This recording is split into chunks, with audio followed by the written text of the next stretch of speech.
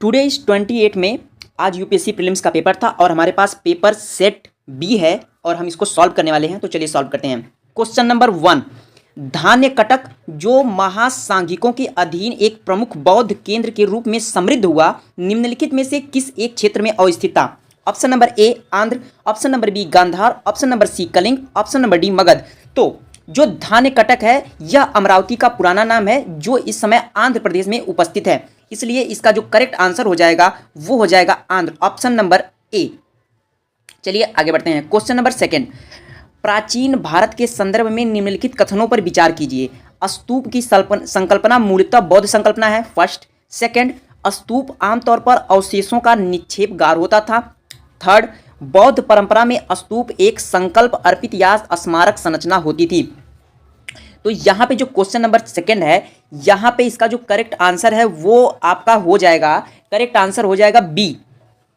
यहाँ पे केवल 2, स्तूप आमतौर पर अवशेषों का निक्षेपगार होता था। जी हाँ, ये बिल्कुल ही बात सही है। जो यहाँ पे स्तूप बनाए जाते थे वो अवशेषों का निक्षेपगार ही होता था। तो यहाँ पे जो करेक्ट आंसर है वो आपका करेक्ट आंसर हो जाएगा ऑप्शन, वो हो जाएगा केवल 2। ठीक है, चलिए आगे बढ़ते हैं। क्वेश्चन नंबर 3, प्राचीन दक्षिण भारत के संदर्भ में कोरकई, पुमपुहार और मुचीरी किस रूप में सुविख्यात हैं? ऑप्शन नंबर ए राजधानी नगर, ऑप्शन नंबर बी पत्तन, ऑप्शन नंबर सी लोहा और इस्पात केंद्र, ऑप्शन नंबर डी जैन तीर्थंकरों के चैत्य। तो यहाँ पे जो करेक्ट आंसर है वो आपका हो जाएगा क्वेश्चन नंबर 3 का बी। यहाँ पे पत्तन यानी कि कोरकई, पुमपुहार और मुचीरी ये पत्तन के रूप में विख्यात थे। तो यहाँ पे करेक्ट आंसर हो जाएगा आपका बी। चलिए आगे बढ़ते हैं। क्वेश्चन नंबर 4, निम्नलिखित में से कौन सा एक संगम कविताओं में यथावर्णित वट किरुतल की प्रथा को स्पष्ट करता है? ऑप्शन नंबर ए राजाओं द्वारा महिला अंगरक्षिकाओं को नियुक्त करना, बी राज दरबारों में विद्वानों का धर्म और दर्शन से जुड़े विषयों पर विचार विमर्श करने हेतु एकत्र होना, ऑप्शन नंबर सी किशोरियों द्वारा कृषि क्षेत्रों की निगरानी करना और चिड़ियों तथा पशुओं को भगाना, ऑप्शन नंबर डी युद्ध में पराजित राजा का आमरण अनशन कर आनुष्ठिक मृत्युवरण करना। तो यहाँ पे जो आपका करेक्ट आंसर है वो हो जाएगा आपका डी, यानी कि युद्ध में पराजित राजा का आमरण अनशन कर आनुष्ठिक मृत्युवरण करना। यहाँ पे करेक्ट आंसर जो है वो हो जाएगा ऑप्शन नंबर डी। चलिए आगे बढ़ते हैं। क्वेश्चन नंबर 5, निम्नलिखित साम्राज्यों पर विचार कीजिए। होयसल, गढ़वाल, काकतीय, यादव ये सभी वंशज हैं। तो यहाँ पे उपयुक्त में से कितने साम्राज्यों ने अपने राज आदि 8वीं शताब्दी ईस्वी में स्थापित किए हैं? तो यहाँ पे जो 5 का आंसर है वो डी होगा, क्योंकि होयसल, गढ़वाल, काकतीय, यादव मतलब 8वीं शताब्दी में किसी भी वंश ने अपने राज्य की स्थापना, अपने साम्राज्य का स्थापना नहीं किया था। तो यहाँ पे आंसर नंबर हो जाएगा डी। चलिए क्वेश्चन नंबर 5, क्वेश्चन नंबर 6, प्राचीन भारतीय इतिहास के संदर्भ में निम्नलिखित युग्मों पर विचार कीजिए। साहित्यिक कृति रचनाकार देवी चंद्रगुप्त बिल्हड़, हमीर महाकाव्य, नयचंद्र सूरी। तो यहाँ पे जो क्वेश्चन नंबर 6 है इसका जो करेक्ट आंसर है वो होगा बी, केवल 2, यानी कि जो हमीर महाकाव्य है वह नयचंद्र सूरी ने लिखी थी और यहाँ पे जितने भी रचनाकार हैं वो गलत दिए गए हैं। तो यहाँ पे जो करेक्ट आंसर, यहाँ पे केवल 2, यहाँ पे 2 ही केवल करेक्ट आंसर है, हमीर महाकाव्य, नयचंद्र सूरी। चलिए ठीक है, तो यहाँ पे आपका ऑप्शन नंबर बी करेक्ट होगा। क्वेश्चन नंबर 6, क्वेश्चन नंबर 7, ठीक है। क्वेश्चन नंबर 7, आत्मा केवल जंतु और पादप जीवन की संपदा नहीं है बल्कि शिलाओं, प्रवाहित जलधाराओं और अन्य अनेक प्राकृतिक वस्तुओं की भी है जिन्हें अन्य धार्मिक संप्रदाय जीवित नहीं मानते। ठीक है, उपर्युक्त कथन प्राचीन भारत के निम्नलिखित में से किस एक धार्मिक संप्रदाय के मूलभूत विश्वास को प्रतिबिंबित करता है? तो ये बहुत ही इजी क्वेश्चन है, ये आपको पता होगा। ये जैन परंपरा होती है जो मानती है कि आत्मा केवल जंतु और पादप जीवन संपदा की संपत्ति नहीं होते हैं। इसलिए आपका जो करेक्ट आंसर है वो हो जाएगा ऑप्शन नंबर बी, या आपका जो करेक्ट आंसर है वो हो जाएगा ऑप्शन नंबर बी। ठीक है, question number 7, question number 8, Vijayanagara साम्राज्य के इनमें से किस एक शासक ने तुंगभद्रा नदी पर एक विशाल बांध निर्मित किया और नदी से राजधानी नगर तक कई किलोमीटर लंबी नहर कुल्या का निर्माण किया था? तो यहाँ पे जो आपका करेक्ट आंसर है क्वेश्चन नंबर 8 का वो होगा ए। देवराय प्रथम विजयनगर के देवराय प्रथम ने क्या किया था, तुंगभद्रा नदी पर एक विशाल बांध निर्मित किया था। तो यहाँ पर जो करेक्ट आंसर है वो हो जाएगा आपका ऑप्शन नंबर ए। चलिए आते हैं क्वेश्चन नंबर 9 पे। मध्यकालीन गुजरात के इनमें से किस एक शासक ने दीयू को पुर्तगालियों के सुपुर्द कर दिया था। तो यहाँ पे जो आपका 9th है उसका करेक्ट आंसर हो जाएगा बहादुर शाह। मध्यकालीन गुजरात में दीयू को पुर्तगालियों, क्योंकि पुर्तगाली बहादुर शाह के जफर के टाइम में थे। यहाँ पे आपका आंसर हो जाएगा करेक्ट सी। आते हैं अपने अगले क्वेश्चन पर। क्वेश्चन नंबर 10, निम्नलिखित में से किस एक एक्ट द्वारा बंगाल के गवर्नर जनरल को भारत के गवर्नर जनरल के रूप में अभिहित किया गया था। तो यहाँ पे जो क्वेश्चन नंबर 10 है यहाँ पे दिया गया है रेगुलेटिंग एक्ट। जी नहीं, पहला ऑप्शन तो बिल्कुल गलत है। रेगुलेटिंग एक्ट में जो गवर्नर था उसको गवर्नर जनरल का पद दिया गया था, ना कि भारत का गवर्नर जनरल पद। और पिट्स इंडिया एक्ट इसमें भी नहीं, 1793 का चार्टर एक्ट इसमें भी नहीं, 1833 के चार्टर एक्ट में भारत के गवर्नर जनरल को बंगाल के गवर्नर जनरल को भारत के गवर्नर जनरल का पद दे दिया गया था। तो यहाँ पे जो करेक्ट आंसर है वो हो जाएगा आपका ऑप्शन नंबर डी। चलिए ठीक है, क्वेश्चन नंबर 10। क्वेश्चन नंबर 11, सारभूत रूप में विधि की सम्यक प्रक्रिया का अभिप्राय। ऑप्शन नंबर ए, नैसर्गिक न्याय संगति, विधि द्वारा स्थापित पद्धति, विधि की निष्पक्ष व्यक्ति, डी विधि के समक्ष क्षमता। तो जो 11 है वो उसका करेक्ट आंसर आपका हो जाएगा ऑप्शन नंबर सी। यहाँ पे जो करेक्ट आंसर है वो है ऑप्शन नंबर सी, विधि की निष्पक्ष प्रयुक्ति। चलिए ठीक है, क्वेश्चन नंबर 12, निम्नलिखित कथनों पर विचार कीजिए। कथन नंबर 1, भारत में दैनंदिन जेल प्रशासन के लिए जेलों का अनुरक्षण राज्य सरकारें अपनी नियम और विनियमों से करती हैं। कथन नंबर 2, भारत में जेल का नियंत्रण जेल अधिनियम 1894 द्वारा किया जाता है, जिससे जेल का विषय स्पष्ट रूप से प्रांतीय सरकारों के नियंत्रण में रहे। उपयुक्त कथनों के बारे में निम्नलिखित में से कौन सा एक कथन सही है, आपको इसकी विवेचना करनी है। तो जो क्वेश्चन 12 है इसका जो पहला कथन यानी कि कथन 1 और कथन 2, ये कथन दोनों ही सही हैं तथा कथन 2 कथन 1 की सही व्याख्या भी कर रहा है। तो यहाँ पे जो करेक्ट आंसर है वो हो जाएगा आपका ऑप्शन नंबर ए। चलिए क्वेश्चन नंबर 13, निम्नलिखित में से कौन सा एक कथन किसी देश के संविधान के मुख्य प्रयोजन को सर्वोत्तम रूप से प्रतिबिंबित करता है। तो आपका ऑप्शन नंबर ए।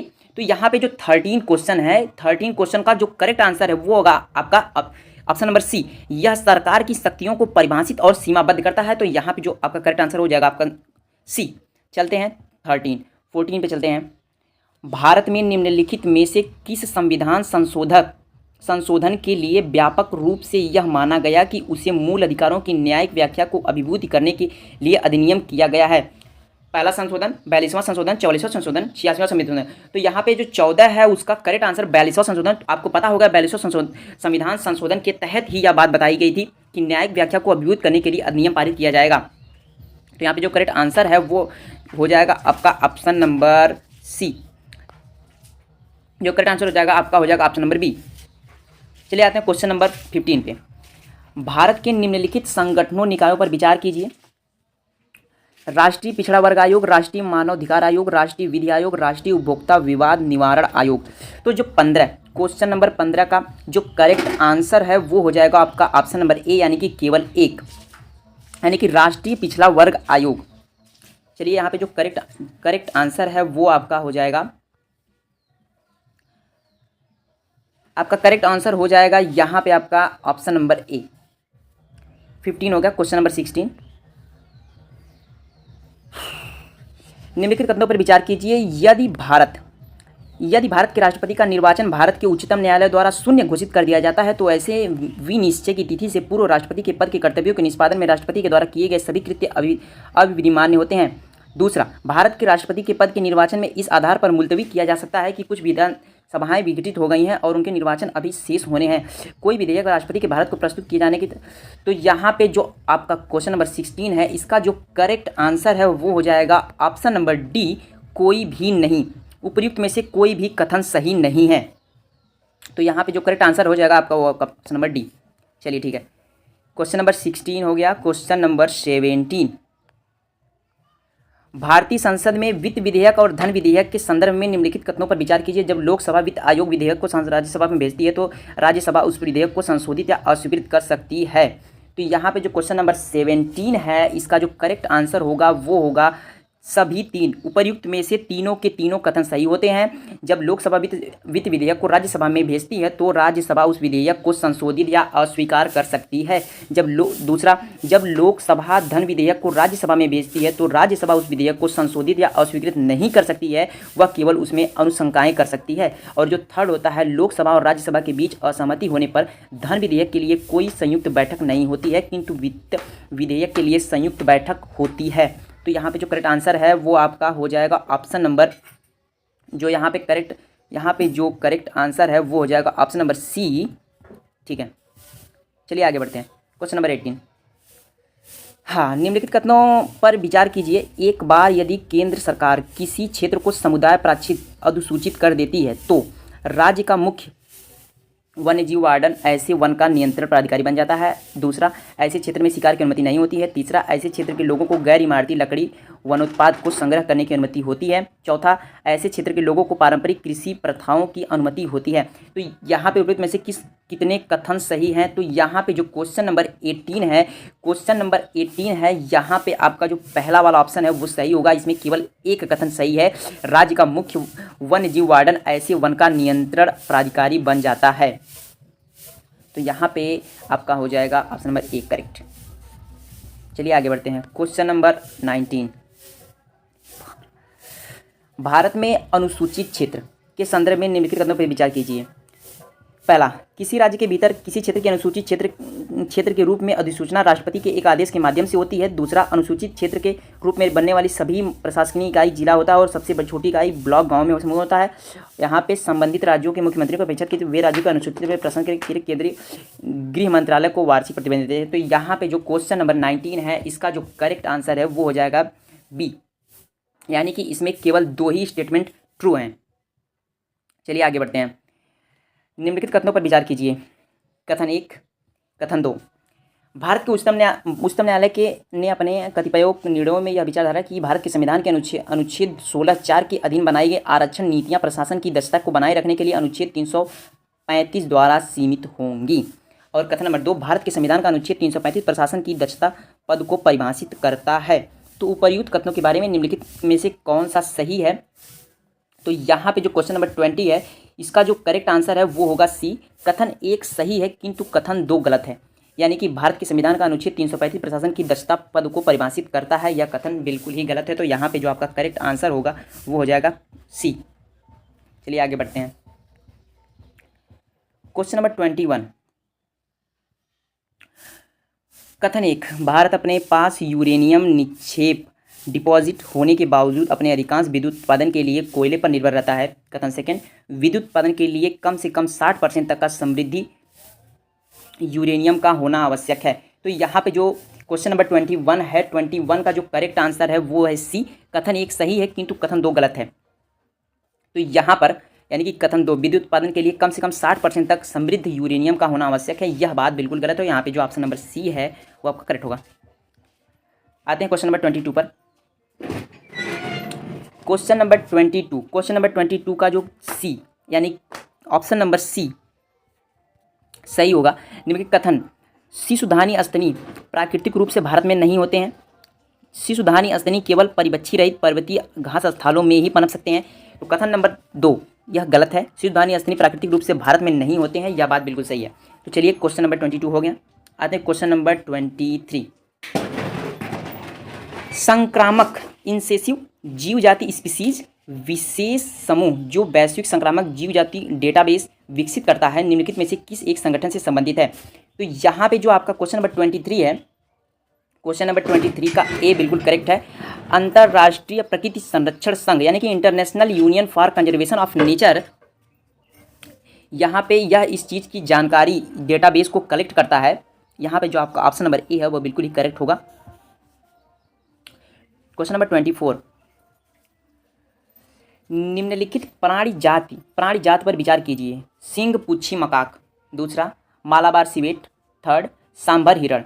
उपर्युक्त में से कितने आमतौर पर रात्रिचर या सूर्यास्त के बाद अधिक सक्रिय होते हैं?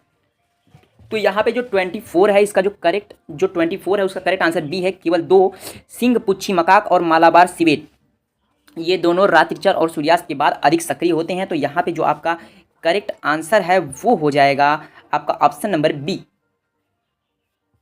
चलिए क्वेश्चन नंबर 25, निम्नलिखित में से कौन सा जीव अपने सगे संबंधियों को अपने खाद्य के स्रोत की दिशा और दूरी इंगित करने के लिए दोलन नृत्य वैंगल डांस करता है?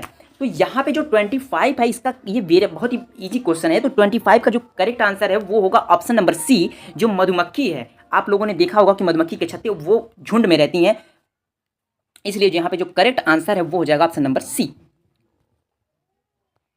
25। आते हैं क्वेश्चन नंबर 26 पर। निम्नलिखित कथनों पर विचार कीजिए। कुछ छत्रकों मशरूमों में औषधीय गुण होते हैं, कुछ छत्रकों में मन प्रभावी साइको एक्टिव गुण होते हैं, कुछ छत्रकों में कीटनाशी गुण होते हैं, कुछ छत्रकों में जैव संपीडनशील बायोल्यूमिनेसेंट गुण होते हैं। तो यहाँ पे जो 26 है इसका जो करेक्ट आंसर है वो आपका हो जाएगा डी, ऑप्शन नंबर डी, यानी कि सभी चार। ये सभी चारों के चारों जो कथन हैं वो बिल्कुल ही सही हैं। तो यहाँ पे आपका ऑप्शन नंबर जो है वो डी सही है। क्वेश्चन नंबर 27, भारतीय गिलहरियों के बारे में निम्नलिखित कथनों पर विचार कीजिए। पहला, वे भूमि में बिल बनाकर अपनी नीड़ का निर्माण करती हैं। सेकंड, वे अपने भोज्य पदार्थों जैसे कि दृढ़ फलों, नट और बीजों को भूमि के अंदर जमा करती हैं। थर्ड, वे सर्वभक्षी होती हैं। तो 27 का जो करेक्ट आंसर है वो आपका हो जाएगा केवल दो। यहाँ पे केवल दो बातें सही होती हैं, वे सर्वभक्षी नहीं होती है, यानी कि जो गिलहरी होती हैं वो सब कुछ नहीं खाती हैं। तो यहाँ पे जो करेक्ट आंसर आपका हो जाएगा, यहाँ पे करेक्ट आंसर बनता है आपका यहाँ पे केवल दो। ठीक है, तो चलते हैं ऑप्शन क्वेश्चन नंबर 28 पर। निम्नलिखित कथनों पर विचार कीजिए। कौन से कथन है? पहला, कुछ सूक्ष्म जीव जल के क्वथनांक से ऊपर के तापमान वाले वातावरण में पनप सकते हैं। सेकंड, कुछ सूक्ष्म जीव जल के हिमांक के नीचे के तापमान वाले वातावरण में पनप सकते हैं। ठीक। थर्ड, कुछ सूक्ष्म जीव 3 से कम पीएच वाले अत्यंत अम्लीय वातावरण में भी पनप सकते हैं। तो यहाँ पे जो 28 है, 28 का जो करेक्ट आंसर है वो, यानी कि तीनों के तीनों जो सिचुएशंस हैं वो तीनों की तीनों सिचुएशन करेक्ट है। यहाँ पे जो करेक्ट आंसर वो आपका हो जाएगा ऑप्शन नंबर सी। चलिए 28, क्वेश्चन नंबर 29, निम्नलिखित में से कौन किसी वृक्ष या लकड़ी के लट्ठे बने छिद्र में से कीटों को खुरचने के लिए लकड़ी का औजार बनाता है? तो यहाँ पे जो 29 है, 29 का जो करेक्ट आंसर है वो होगा बी, ओरेंगुटैन। ये जो ओरेंगुटैन नाम का जीव है ये किसी वृक्ष या लकड़ी के लट्ठे में बने छिद्र को कीटों को खुरचने के लिए लकड़ी का औजार बनाता है। तो यहाँ पे जो करेक्ट आंसर है वो हो जाएगा option number B. Question number 30, चलिए निम्नलिखित पर विचार कीजिए। एरोसॉल, फोम एजेंट, अग्निमंदक, स्नेहक। चलिए ठीक है, उपर्युक्त में से कितनों को बनाने में हाइड्रोफ्लोराइड कार्बन प्रयुक्त होते हैं? तो यहाँ पे जो आपका करेक्ट आंसर है 30 का वो करेक्ट आंसर वो आपका डी होगा, सभी चारों को बनाने के लिए हाइड्रोफ्लोराइड कार्बन प्रयुक्त किया जाता है। तो यहाँ पे जो करेक्ट आंसर आपका हो जाएगा, ऑप्शन हो जाएगा वो हो जाएगा सभी चार। क्वेश्चन नंबर 31, निम्नलिखित कथनों पर विचार कीजिए। झेलम नदी उलर झील से होकर जाती है, कृष्णा नदी सीधे कोल्लूर झील का भरण करती है, और question number option number 3, Gandak नदी के विपर्षण के कारण कांवर झील निर्मित होती है। तो यहाँ पे जो आपका 31 का जो करेक्ट आंसर हो जाएगा वो ऑप्शन नंबर बी, यानी कि केवल इसमें दो ही करेक्ट आंसर से झेलम नदी उलर झील से होकर जाती है और गंडक नदी के विपर्षण से कांवर झील निर्मित होती है। यहाँ पे जो तो आपका करेक्ट आंसर जो हो जाएगा वो हो जाएगा ऑप्शन नंबर बी। तो चलते हैं क्वेश्चन नंबर 32 पर। 32, निम्नलिखित युग्मों पर विचार कीजिए। पत्तन और जिस रूप में सुविख्यात हैं, कामरजार,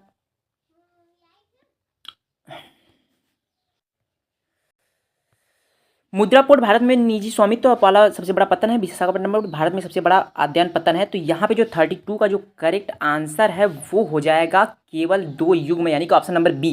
यहाँ पे जो 32 का करेक्ट आंसर है वो हो जाएगा ऑप्शन नंबर बी, केवल दो युग्म। कामरजार पोर्ट भारत में कंपनी के रूप में पंजीकृत सबसे बड़ा प्रमुख पत्तन है, और जो विशाखापट्टनम पोर्ट है वो भारत में सबसे अध्ययन का सबसे बड़ा पत्तन यानी कंटेनर पोर्ट है। तो यहाँ पे जो करेक्ट आंसर है वो हो जाएगा केवल दो युग्म, ऑप्शन नंबर बी। आते हैं क्वेश्चन नंबर 33 पर। निम्नलिखित वृक्षों पर विचार कीजिए। कटहल यानी कि आर्टोकार्पस हेटेरोफाइलस, और जो 2 महुआ मधुकांडिका, और जो सागौन टेक्टोना गैंडिका। 33, निम्नलिखित उपर्युक्त कितने में पर्णपाती वृक्ष हैं, यानी कि इनके पर्णपाती वृक्ष का मतलब होता है इनकी पत्तियां लगती हैं किनके फलों पे। चलिए देखते हैं, तो यहाँ पे जो 33 का जो करेक्ट आंसर है वो हो जाएगा, 33 का करेक्ट आंसर हो जाएगा ए, यानी कि केवल एक, यानी जो कटहल है ये कटहल एकमात्र ऐसा वृक्ष होता है जो तने पर भी उगता है। तो यहाँ पे जो केवल एक है वो पहला सही हो जाएगा। आते हैं क्वेश्चन नंबर 33 क्वेश्चन नंबर 34 पर। चलिए ठीक है, निम्नलिखित कथनों पर विचार कीजिए। चीन की तुलना में भारत के पास अधिक कृषि योग्य क्षेत्र है। क्वेश्चन नंबर, चीन की तुलना में भारत में सिंचित क्षेत्र का अनुपात अधिक है। थर्ड, चीन की तुलना में भारत की कृषि में प्रति हेक्टेयर औसत उत्पादकता अधिक है। तो जो 34 है, 34 का जो करेक्ट आंसर है वो होगा बी, केवल 2, यानी कि चीन की तुलना में भारत के पास अधिक कृषि योग्य क्षेत्र है। यह बात सही है, चीन की तुलना में भारत की कृषि में प्रति हेक्टेयर औसत उत्पादकता अधिक है। तो यहाँ पे 2 ही करेक्ट ऑप्शन हैं, यहाँ पे आपका ऑप्शन नंबर केवल 2 सही हो जाएगा। आते हैं 35 क्वेश्चन नंबर 35 पर। निम्नलिखित में से कौन सा एक समुद्र स्तर में पुनरावृत्ति गिरावट का सर्वोत्तम उदाहरण है जिससे वर्तमान समय सुविस्तृत कच्छ भूमि उत्पन्न हुई है। तो यहाँ पे 35 का जो करेक्ट आंसर है, 35 का जो करेक्ट आंसर है वो आपका हो जाएगा डी। तो यहाँ 35 का जो करेक्ट आंसर है वो हो जाएगा डी, यानी कि कच्छ के रण। जो कच्छ के रण है निम्नलिखित में से एक समुद्र स्तर पुनरावृत्ति गिरावट का सर्वोत्तम उदाहरण है जिसमें वर्तमान समय में सुविस्तृत कच्छ भूमि उत्पन्न हुई है। तो यहाँ पे क्वेश्चन नंबर 35 हो गया। तो आते हैं क्वेश्चन नंबर 36 पर। भारत के कतिपय तटीय क्षेत्रों में प्रचुर मात्रा में उपलब्ध इल्मेनाइट और रूटाइल निम्नलिखित में से किसके समृद्ध स्रोत हैं। तो यहाँ पे जो 36 का यानी कि एल्युमिनियम, ताम्र, लोहे, टाइटेनियम, 36 का जो करेक्ट आंसर है वो हो जाएगा डी, यानी कि टाइटेनियम। टाइटेनियम यहाँ पे करेक्ट आंसर है। 37, संसार का लगभग 3/4 कोबाल्ट जो विद्युत मोटर वाहनों की बैटरी के निर्माण के लिए आवश्यक धातु है किस देश द्वारा उत्पादित किया जाता है। तो यहाँ पे 37 का जो करेक्ट आंसर है वो सी, कांगो लोकतांत्रिक गणराज्य, यानी कि democratic Republic of the Congo. तो यहाँ पे जो करेक्ट आंसर है वो हो जाएगा सी। चलिए आते हैं क्वेश्चन नंबर 38 पर।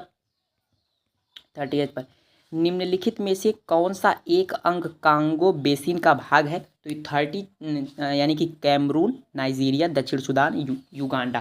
तो यहाँ पे जो 38 का जो करेक्ट आंसर है वो हो जाएगा ए, यानी कि जो कैमरून है वो कांगो बेसिन का एक भाग होता है। आते हैं क्वेश्चन नंबर 39 पर। तो यहाँ पे जो करेक्ट आंसर हो जाएगा यहाँ पे हो जाएगा कैमरून। आते हैं 39 पर। 39 का जो करेक्ट आंसर है वो हो जाएगा डी, यानी कि कोई भी नहीं। अमरकंटक पहाड़ियाँ विंध्य और सन्यासी श्रेणियों के संगम पर हैं, ये भी गलत है। बिलगिरिज पहाड़ियाँ सतपुड़ा पहाड़ियों के सबसे पूर्वी भाग है, ये भी गलत है। शेषाचलम पहाड़ियाँ पश्चिमी घाट के सबसे दक्षिणी भाग पर हैं, ये बात भी बिल्कुल ही गलत है। चलिए ठीक है, तो यहाँ पे जो करेक्ट आंसर है वो आपका हो जाएगा, जो करेक्ट आंसर है वो हो जाएगा कोई भी नहीं। क्वेश्चन नंबर 40, भारत की कनेक्टिविटी परियोजनाओं के संदर्भ में निम्नलिखित कथनों पर विचार कीजिए।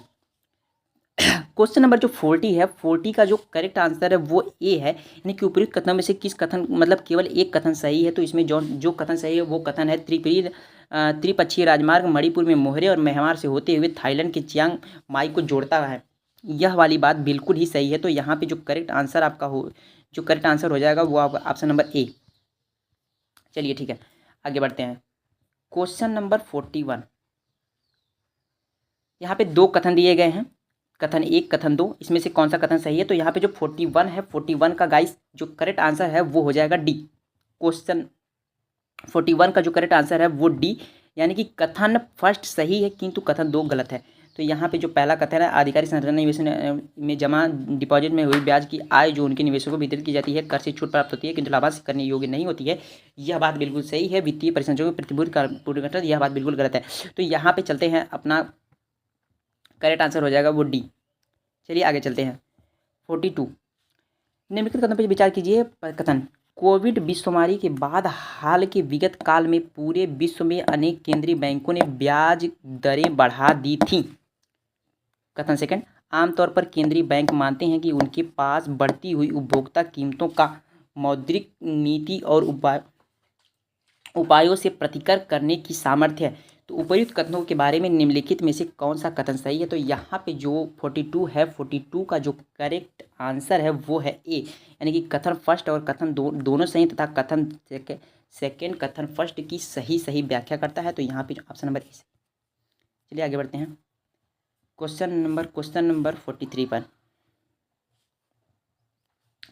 ऐसी संभावना कि कार्बन बाजार जलवायु परिवर्तन के निपटने का एक सबसे अच्छा व्यापक साधन हो जाए। सेकंड, कार्बन बाजार संसाधनों को प्राइवेट सेक्टर से राज्य को हस्तांतरित कर देते हैं।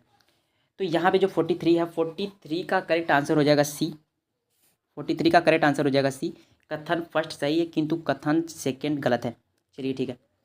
भारतीय रिजर्व बैंक की निम्नलिखित में से किस एक गतिविधि को बंधकरण यानी कि स्टेरिलाइजेशन के एक भाग के रूप में माना जाता है? तो 44 का जो करेक्ट आंसर है वो ए है, खुला बाजार कार्यवाही का संचालन।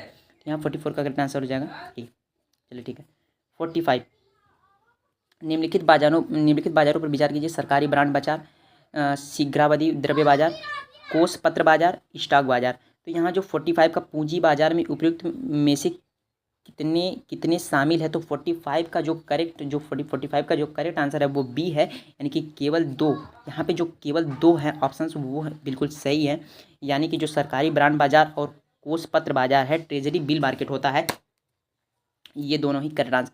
चलिए ठीक है, आगे बढ़ते हैं। Question number 46। क्वेश्चन नंबर 46 जो है, क्वेश्चन नंबर 46 का जो करेक्ट आंसर है वो है करेक्ट आंसर जो 46 का जो करेक्ट आंसर है वो है बी, यानी कि यहाँ पे किसी क्षेत्र के अनेक सीमांत कृषक अपने आप को सामूहिक समूहों में व्यवस्थित कर चुनिंदा कृषि क्रियाओं में समकरण संगठित करते हैं। तो चलिए ठीक है, 46 का करेक्ट आंसर हो गया।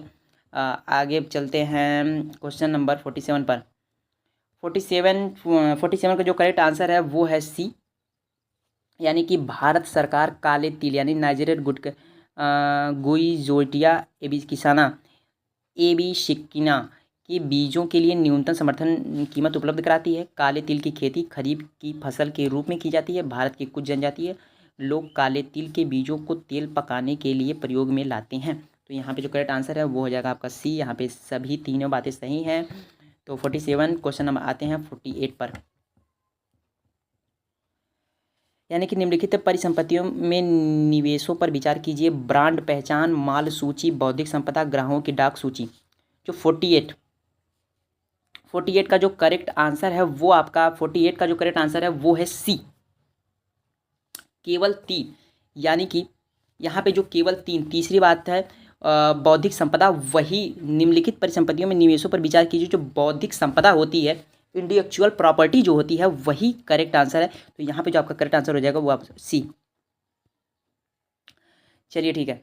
49, निम्नलिखित पर विचार कीजिए। जनकांकी निष्पादन, वन और पारिस्थितिकी, शासन सुधार, स्थिर सरकार और कर राजकोषीय प्रयास। तो यहाँ पे जो करेक्ट आंसर 49 का जो करेक्ट आंसर है वो है करेक्ट आंसर बी, केवल 3, यानी कि समस्त कर और 15वें वित्त आयोग में जनसंख्या क्षेत्रफल का आयोग के अलावा निकाल के रूप में प्रयुक्त किया गया है। चलिए आते हैं अगले क्वेश्चन पर, क्वेश्चन नंबर 50। तो जो क्वेश्चन नंबर 50 है, निम्नलिखित आधिकारिक संरचनाओं के विशेषित संरचना आधिकारिक क्षेत्रों पर विचार कीजिए। किफ़ायती आवास, सर्वसाधारण द्रुत परिवहन, स्वास्थ्य देखभाल, पुनर्नवीकरणीय ऊर्जा। तो प्रयुक्त में से किस UNOPC आधिकारिक संरचना और नवसंरचना में धारकीय निवेश पहल sustainable investment and infrastructure and the innovation S3I अपने निवेशों के लिए ध्यान केंद्रित करता है? तो यहाँ पे जो 50 है, 50 का जो करेक्ट आंसर वो होगा सी। चलिए ठीक है, आगे बढ़ते हैं। होम गार्ड के संदर्भ में निम्नलिखित कथनों पर विचार कीजिए। तो यहाँ पे जो 51 है, 51 का जो करेक्ट आंसर है वो हो जाएगा आपका बी। होम गार्ड को होम गार्ड अधिनियम का केंद्र सरकार के नियमों के अधीन समुत्थापित किया जाता है, यानी कि केवल 2 ही कथन इनमें से बिल्कुल ही सही है। होमगार्ड की भूमिका, पहला कथन सही है। होमगार्ड की भूमिका आंतरिक सुरक्षा बनाए रखने में पुलिस को सहायक बल देने के रूप में सेवा प्रदान की जाती है। ये बात भी सही है। अंतर्राष्ट्रीय सीमा तटीय में घुसपैठ को रोकने के लिए यह बिल्कुल भी गलत है, होमगार्ड का उपयोग नहीं किया जाता है। चलिए ठीक है, आते हैं 52 पर, क्वेश्चन नंबर 52 पर। भारत के संदर्भ में निम्नलिखित योजनाओं पर विचार कीजिए। तो जो क्वेश्चन नंबर 52 है, इसका ए ऑप्शन सही है, केवल एक इसमें केवल एक ही सही सुमेलित है। तो यहाँ पे आते हैं, चलिए ठीक है, आते हैं क्वेश्चन नंबर 53 पर। निम्नलिखित योजनाओं पर विचार कीजिए। प्रायः समाचारों में उल्लिखित होने वाले क्षेत्र समाचारों में होने के कारण। चलिए ठीक है, उत्तरी कीवी और इट्रू। आते हैं 53 का जो करेक्ट आंसर है वो आपका हो जाएगा, 53 का करेक्ट आंसर जो है वो है डी, यानी कि कोई भी नहीं। चलिए ठीक है, आगे बढ़ते हैं। 54, क्वेश्चन नंबर 54। चलिए ठीक है, क्वेश्चन नंबर 54, कथन 1 कथन 2। इजराइल के कुछ अरब राज्यों के साथ राजनयिक संबंध स्थापित हुए हैं। और कथन 2, अरब शांति पहल सऊदी अरब की मध्यस्थता को इजराइल और अरब लीग के बीच हस्तांतरित हुआ है। तो 54 का जो करेक्ट आंसर हो जाएगा, 54 का जो करेक्ट आंसर है वो आपका है बी, यानी कि कथन 1 और कथन 2 दोनों सही हैं, तथा कथन 2 कथन 1 की सही व्याख्या नहीं कर रहा है। चलिए आते हैं अगले क्वेश्चन पर, question number 55। Question number 55, major Dhyan Chand Khel Ratna. Question number 55, major Dhyan Chand Khel Ratna पुरस्कार किसी खिलाड़ी द्वारा पिछले 4 वर्षों की अवधि के दौरान सबसे शानदार और उत्कृष्ट प्रदर्शन करने के लिए दिया जाता है। अर्जुन पुरस्कार किसी खिलाड़ी द्वारा जीवन काल की उपलब्धियों के लिए दिया जाता है। द्रोणाचार्य पुरस्कार उन प्रतिष्ठित प्रशिक्षकों को सम्मानित करने के लिए जिन्होंने सफलतापूर्वक खिलाड़ियों या टीमों को प्रशिक्षित किया है। राष्ट्रीय खेल पुरस्कार प्रोत्साहन पुरस्कार खिलाड़ियों द्वारा रिटायर होने के बाद भी किए गए योगदान की सराहना के लिए किया जाता है। तो यहाँ पे जो 55 है उसका जो करेक्ट आंसर वो बी, केवल 2 है। यानी कि देखिए, यहाँ पे आपको 2 चीज़ें करेक्ट मिलेंगी। यहाँ पे जो द्रोणाचार्य पुरस्कार है यह भी उन प्रतिष्ठित प्रशिक्षकों को दिया जाता है, यानी कि द्रोणाचार्य गुरु थे तो यहाँ पे गुरुओं को दिया जाता है। और जो राष्ट्रीय खेल पुरस्कार प्रोत्साहन खिलाड़ियों द्वारा रिटायर होने के बाद भी किए गए योगदान की सराहना के लिए, यहाँ पे ये भी सही है। तो यहाँ पे जो करेक्ट आंसर है वो आपका करेक्ट आंसर है केवल 2। चलिए ठीक है, आगे बढ़ते हैं। 44वें शतरंज ओलंपियाड 2022 के बारे में निम्नलिखित कथनों पर विचार कीजिए।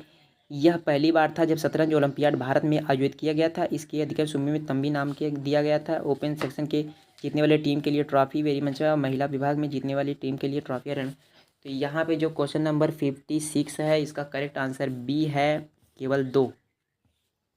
तो जो यह पहली बार था जब शतरंज ओलंपियाड भारत में आयोजित किया गया था, और इसके लिए महिला विभाग में जीतने वाली टीम को लिए ट्रॉफी और हेलमेट प्रदान किया गया था। Question number 57। क्वेश्चन नंबर 57 का जो करेक्ट आंसर है वो है डी, यानी कि कोई भी नहीं। तो यहाँ पे हम लोग इसके बारे में डिस्कस नहीं करने वाले हैं। तो आते हैं, चलिए ठीक है, आते हैं। हाल के वर्षों में चांद, गिली, माली, सूडान निम्नलिखित में से किसी एक के कारण अंतर्राष्ट्रीय ध्यान आकर्षित किया गया है जो इन देशों से संबंधित है क्या? तो यहाँ पे जो 58 है, 58 का करेक्ट आंसर हो जाएगा डी, यानी कि सफल तख्ता पलट। चलिए ठीक है, आगे बढ़ते हैं।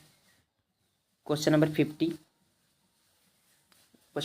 निम्नलिखित भारी उद्योगों पर विचार कीजिए। उर्वरक संयंत्र, तेल शोधक कारखाने, इस्पात संयंत्र। तो उपर्युक्त में से कितने उद्योगों के विकार्बन में हरित हाइड्रोजन की महत्वपूर्ण भूमिका होने की अपेक्षा है? तो जो 59 है उसका जो करेक्ट आंसर है वो हो जाएगा सी, यानी कि सभी 3, यानी कि उर्वरक संयंत्र, तेल शोधक कारखाने और इस्पात संयंत्र होने की वजह से हरित हाइड्रोजन की महत्वपूर्ण भूमिका निभाई गई है। चलिए आते हैं G20 सम्मेलन के बारे में।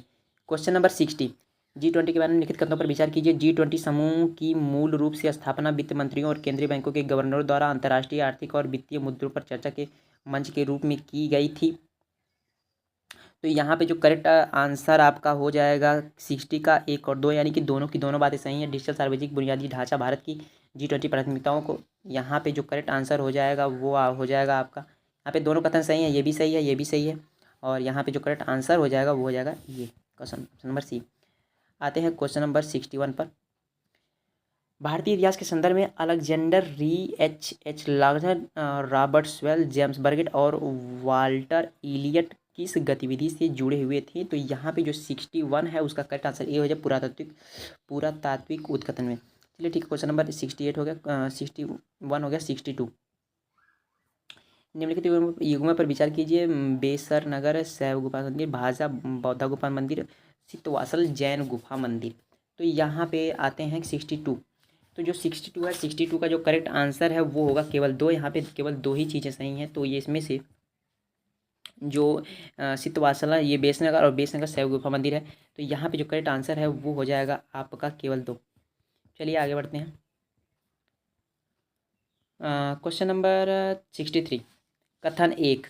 7 अगस्त को राष्ट्रीय हथकरघा दिवस के रूप में घोषित किया गया था। तो कथन सेकंड, 1905 में इसी दिन स्वदेशी आंदोलन भी शुरू कर दिया गया था। तो यहाँ पे जो 63 है, 63 का जो करेक्ट आंसर है वो होगा ए, यानी कि कथन 1 और कथन 2 होने से, और कथन 2 कथन 1 की सही व्याख्या भी कर रहा है। तो यहाँ पे जो करेक्ट आंसर है वो ये हो जाएगा, कथन 1।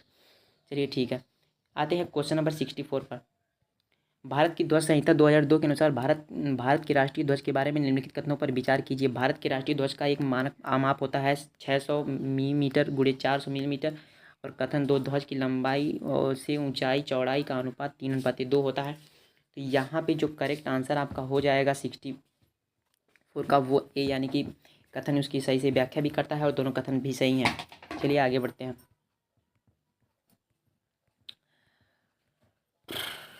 संविधान दिवस के बारे में निम्नलिखित कथनों पर विचार कीजिए। संविधान दिवस के बारे में निम्नलिखित कथनों पर विचार कीजिए। कथन 1, नागरिकों के बीच संवैधानिक मूल्यों को संवर्धित करने के लिए संविधान दिवस प्रतिवर्ष 26 नवंबर को मनाया जाता है। और 26 नवंबर 1949 को भारत की संविधान सभा के लिए भारत के संविधान का प्रारूप तैयार करने के लिए डॉक्टर भीमराव अम्बेडकर की अध्यक्षता में एक प्रारूप समिति बनाई गई थी।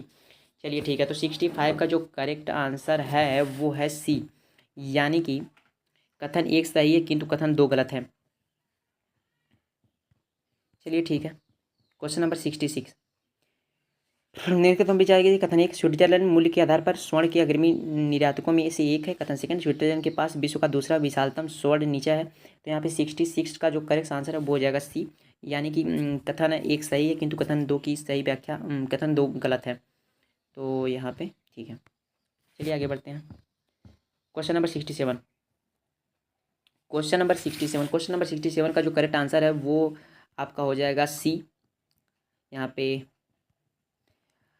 क्वेश्चन नंबर 68 का जो करेक्ट आंसर है वो हो जाएगा, क्वेश्चन नंबर 68 का जो करेक्ट आंसर है वो हो जाएगा आपका डी। चलिए आगे बढ़ते हैं। Question number 69। क्वेश्चन नंबर 69 का जो करेक्ट आंसर है वो है ए। चलिए ठीक है, क्वेश्चन नंबर 70। क्वेश्चन नंबर 70 का जो करेक्ट आंसर है वो हो जाएगा ए। क्वेश्चन नंबर करेक्ट आंसर हो जाएगा ए, टेक्निकल इशू। चलिए ठीक है, आगे बढ़ते हैं। Question number 71। निम्नलिखित देशों पर विचार कीजिए। बुल्गारिया, चेक Republic, Hungary, Latvia, Lithuania, Romania.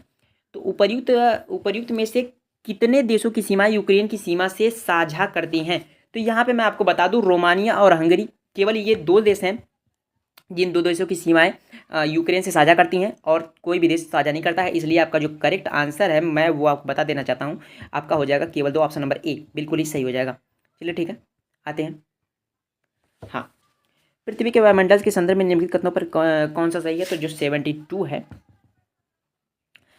72 यानी कि भूमध्य रेखा से प्राप्त होने वाले सूर्यताप की कुल मात्रा ध्रुवों पर प्राप्त होने वाले सूर्यताप की मात्रा की कुल 10 गुनी होती है। और बी, अवरक्त किरणें सूर्यताप के लगभग 2/3 भाग हैं। अवरक्त तरंगी निचले वायुमंडल के संकेतित जलवायु द्वारा। तो यहाँ पे जो 72 है ना, पृथ्वी के वायुमंडल के संदर्भ में बातें जो बिल्कुल सही है ना, तो 72 जो है यहाँ पे है उसका करेक्ट आंसर डी होगा। जो अवरक्त तरंगे और सौर विकिरण की विद्युत चुंबकीय तरंगों के दृश्यम स्पेक्ट्रम के भाग होते हैं। तो यहाँ पे जो करेक्ट आंसर हो जाएगा वो हो जाएगा, जो करेक्ट आंसर हो जाएगा वो हो जाएगा आपका यहाँ पे डी। चलिए ठीक है, आगे बढ़ते हैं। 72 हो गया, आते हैं 73 पर। दो कथन है। उष्णकटिबंधीय वर्षा वनों की मृदा पोषक तत्वों से भरपूर होती है। कथन 2, उष्णकटिबंधीय वर्षागणों की उच्च ताप और आर्द्रता के कारण विद्यमान। तो यहाँ पे जो 73 है, 73 का करेक्ट आंसर जो है वो है डी। चलिए ठीक है, आगे बढ़ते हैं। 74 जो है 74 का जो करेक्ट आंसर है वो है ए। चलिए आगे बढ़ते हैं। 75 पहला, भूकंप लेखी यानी कि सिस्कोग्राफ में यस तरंगों के पूर्व पी तरंगे अभिलिखित की जाती हैं। अब पी तरंगों से अलग अलग कण तरंग प्रसार की दिशा के आगे पीछे कंपन करते हैं, जबकि यस तरंगों में कण तरंग प्रसार की दिशा के समकोणीय ऊपर नीचे कंपन करते हैं। तो यहाँ पे जो 75 है, 75 का जो करेक्ट आंसर है वो है सी, यानी कि 1 और 2। पहली और दूसरी बातें दोनों ही बातें सही हैं। चलिए ठीक है। क्वेश्चन नंबर 76, भारत में कोयला आधारित तापीय संयंत्रों में संदर्भ में निम्नलिखित कथनों पर विचार कीजिए। उनमें से किसी में भी समुद्र जल का उपयोग नहीं होता है, उनमें से कोई भी जल संकट वाले जिले में स्थापित नहीं है, उनमें से कोई भी निजी स्वामित्व नहीं है। तो यहाँ पे मैं आपको 76 जो है 76 का जो करेक्ट आंसर है वो है डी, यानी कि कोई भी नहीं। यहाँ पर कोई भी कथन सही नहीं है, यहाँ पे सारे के सारे कथन गलत हैं। आते हैं बोल बैचिया पद्धति का कभी कभी निम्नलिखित में से किसी एक संदर्भ में उल्लेख किया जाता है, यानी कि मच्छरों से होने वाले विषाणु प्रसारों नियंत्रित करने के लिए, शेष क्षय और जैव निरोधी प्लास्टिकों का उत्पादन के लिए जैव मात्रा में इस्तेमाल। तो यहाँ पे जो 77 है उसका जो करेक्ट आंसर वो है मच्छरों से होने वाले विषाणु रोगों के प्रसार को नियंत्रित करने के लिए वोल बैचिया पद्धति का उपयोग किया जाता है। तो यहाँ पे जो करेक्ट आंसर है वो हो जाएगा ए। चलिए ठीक है, 77। आते हैं 78 पर। जो 78 है, 78 क्वेश्चन नंबर 78 का जो करेक्ट आंसर है वो है सी। चलिए ठीक है, आगे बढ़ते हैं।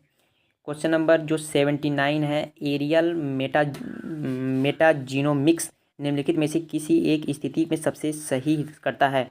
तो यहाँ पे जो 79 का जो करेक्ट आंसर है वो है ए, यानी कि किसी पर्यावास में वायु से डीएनए प्रतिदर्शकों को एक बार एकत्र करना। चलिए ठीक है, आगे बढ़ते हैं। माइक्रोसैलाइड डीएनए निम्नलिखित में से किस एक मामले में प्रयोग किया जाता है। तो यहाँ पे जो 80 का करेक्ट आंसर है वो है ए, यानी कि प्राण जाति की विभिन्न जातियों के बीच विकार सर्पक संबंधों का अध्ययन करने के लिए। चलिए ठीक है, 80 हो गया। होते हैं क्वेश्चन नंबर 81 पर। तो जो क्वेश्चन नंबर 81 है, 81 का जो करेक्ट आंसर है वो है बी। यहाँ पे केवल दो ही चीज़ें सही हैं। चलिए ठीक है, आते हैं क्वेश्चन नंबर 82 पर। तो जो क्वेश्चन नंबर 82 है, यहाँ पे क्वेश्चन नंबर 82 का जो है वो केवल 3 ही ऑप्शंस यहाँ पे सही हैं। यहाँ पे 3 ही बातें केवल सही हैं। चलिए ठीक है, क्वेश्चन नंबर 82 हो गया। आते हैं क्वेश्चन नंबर 83 पर। ऑटोमोबाइल और एयरक्राफ्ट में प्रयुक्त होने वाले अवयवों के विनिर्माण में कार्बन तंतुओं का इस्तेमाल होता है। कार्बन तंतु एक बार प्रयुक्त होने पर पुनर्चक्रित नहीं किए जा सकते हैं। तो यहाँ पे जो मैं बता दूं 83 का जो करेक्ट आंसर है वो केवल एक सही होगा कि ऑटोमोबाइल एयरक्राफ्ट में प्रयुक्त होने वाले अवयवों का लेकिन कार्बन तंतु को फिर से बनाया जा सकता है। इसलिए यहाँ पे जो करेक्ट आंसर है वो हो जाएगा आपका ऑप्शन नंबर ए, सही। चलिए ठीक है। निम्नलिखित क्रियाओं पर विचार कीजिए। कार क्रैश टक्कर में जिसमें एयरबैग लगा तुरंत फैल जाते हैं, पता लगाना। ठीक है। लैपटॉप अचानक धरातल पर गिर पड़ने का जिससे हार्डवेयर ड्राइव तुरंत बंद हो जाती है, पता लगाना। स्मार्टफोन के झुकाव का जिसमें पोर्ट्रेट और लैंडस्केप मोड में बीच प्रदर्शन डिस्प्ले घूम जाता है, पता लगाना। तो उपर्युक्त में से कितनी क्रियाओं में त्वरण मापी यानी कि एक्सेलरोमीटर के प्रकार की आवश्यकता है। तो यहाँ पे जो 84 है उसका जो करेक्ट आंसर है वो होगा सी, यानी सभी तीनों, यानी कि सभी 3। चलिए ठीक है, आते हैं क्वेश्चन नंबर 85 पर। जो क्वेश्चन नंबर 85 है, क्वेश्चन नंबर 5 का जो करेक्ट आंसर है वो है बी, यानी कि केवल यहाँ पे 2 ही कथन सही है। चलिए ठीक है, क्वेश्चन नंबर जो 86 है, यानी कि अंतरिक्ष में पिंड वर्णन, यानी कि सेफीड अंतरिक्ष में धूल और गैस के विशाल बादल को कहते हैं, नहीं।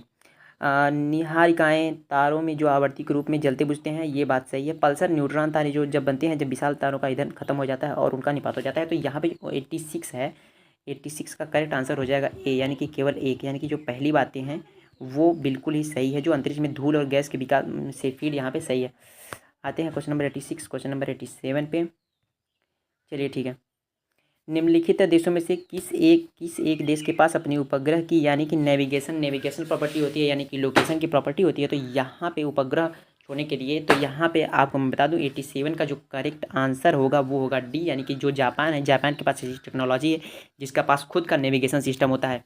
चलिए ठीक है, आते हैं 88 पर। क्वेश्चन नंबर 88, यानी कि बैलिस्टिक मिसाइल, जो ब्लास्टिक मिसाइल होती है अपनी पूरी उड़ान में अध्वनिक चाल पर प्रधान नोदित करती है, जबकि क्रूज मिसाइल केवल उड़ान के आरंभिक चरण में रॉकेट संचालित करती है।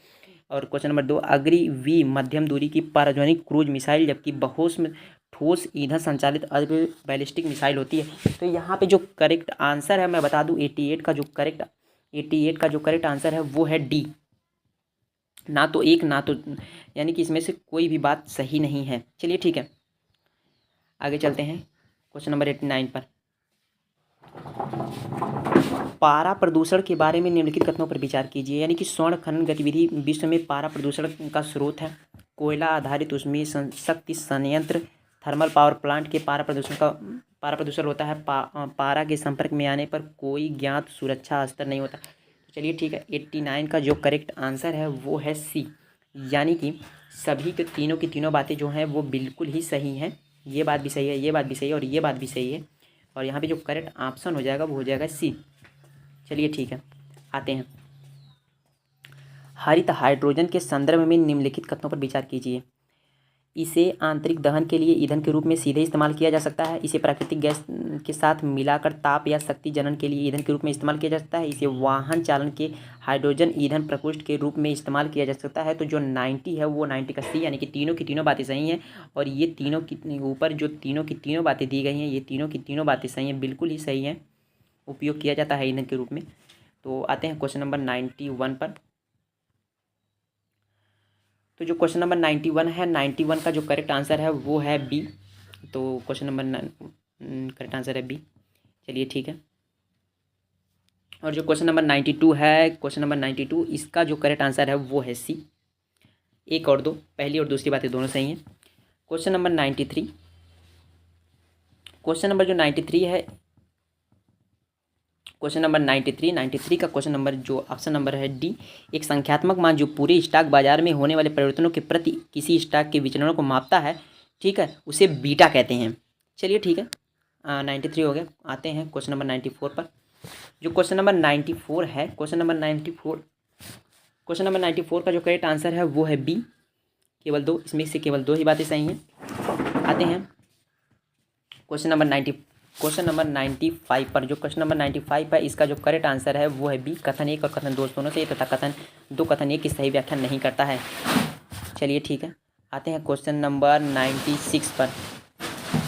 क्वेश्चन नंबर 96, तो क्वेश्चन नंबर 96 में जो करेक्ट आंसर है वो है बी, कथन 1 और कथन 2 दोनों सही हैं, तथा कथन 2 कथन 1 की सही व्याख्या नहीं करता है। क्वेश्चन नंबर 97, भारत के संविधान के अनुसार केंद्र सरकार द्वारा यह एक दायित्व है कि वह राज्यों को आंतरिक विक्षोभों से बचाए। भारत का संविधान राज्यों को निवारक निर्देशों रखे जा रहे किसी व्यक्ति को विशेष काउंसलिंग उपलब्ध कराने की छूट प्रदान करता है और आतंकवाद निवारण के लिए। तो यहाँ पे जो 97 है, 97 का जो करेक्ट आंसर है वो है ए, यानी कि पहली ही बात केवल उसमें सही है। चलिए ठीक है, आते हैं क्वेश्चन नंबर 98, निम्नलिखित में से कौन सा एक देश है दशकों में गृहकाल और खाद्य संकट में त्रस्त रहा तथा हाल ही के पिछले दिनों में अति गंभीर दुर्दशा समाचारों में पत्रों में था। तो ये बात आपको जानकारी में रही होगी जब से न्यूज़ चल रही है। तो 98 का जो करेक्ट आंसर है वो है डी, सोमालिया। यहाँ पे सोमालिया करेक्ट आंसर हो जाएगा। आते हैं question number 98, question number 99। Question number जो 99 है, भारत में जैव विविधता प्रबंधन समितियां नयोगा प्रोटोकॉल के उद्देश्य को हासिल करने के लिए प्रयुक्त प्रमुख मुख्य कुंजी है जैव विविधता प्रबंधन समितियों के लिए। तो यहाँ पे जो 99 का करेक्ट आंसर वो सी है, केवल 1 और 2, यानी कि 1 और 2 दोनों ही बातें सही हैं। ये बात भी सही है, ये बात भी सही है। तो यहाँ पे जो करेक्ट आंसर हो जाएगा वो हो जाएगा आपका, करेक्ट आंसर हो जाएगा आपका सी। तो लास्ट क्वेश्चन है, तो यहाँ पे जो लास्ट क्वेश्चन है भारत के राष्ट्रपति के निर्वाचन के बारे में। भारत के राष्ट्रपति के निर्वाचन के बारे में लिखित कथनों पर विचार कीजिए। संसद के दोनों सदनों में से किसी भी सदन ने राज्यों की विधानसभाओं को निर्दिष्ट करने के लिए सदस्य निर्वाचन मंडल में शामिल किए जा सकते हैं। निर्वाच्य विधानसभा सीटों की जितनी अधिक सीटें होती हैं उस राज्य के प्रत्येक एमएलए के वोट के मान भी उतना ही अधिक होता है। थर्ड, मध्य प्रदेश के एमएलए के वोट को मान केरल के प्रत्येक एमएलए के वोट के मान अधिक है। पुडुचेरी के प्रत्येक एमएलए के वोट के मान अरुणाचल प्रदेश के प्रत्येक एमएलए के वोट के मान से अधिक होता है, क्योंकि अरुणाचल यहाँ पे जो लास्ट ऑप्शन है 100 का, इतना पढ़ने के बाद जो करेक्ट आंसर है वो मैं आपको बता देता हूँ। तो 100 का करेक्ट आंसर ए है, वो केवल एक पहली बात ही पहली बात ही सही है। तो यहाँ पे जो ये वाली बात है, ये वाली, संसद के दोनों सदनों में से किसी भी सदन या राज्यों की विधानसभाओं के नामनिर्देशित किए गए सदस्य निर्वाचक मंडल में शामिल किए जाने के लिए अर्हत होते हैं। तो ये बात सही है। तो गाइस ये रहा आपका प्रीलिम्स, यूपीएससी प्रीलिम्स का पेपर, और सीसैट पेपर का वेट कीजिए, वो भी सॉल्व कर दिया जाएगा।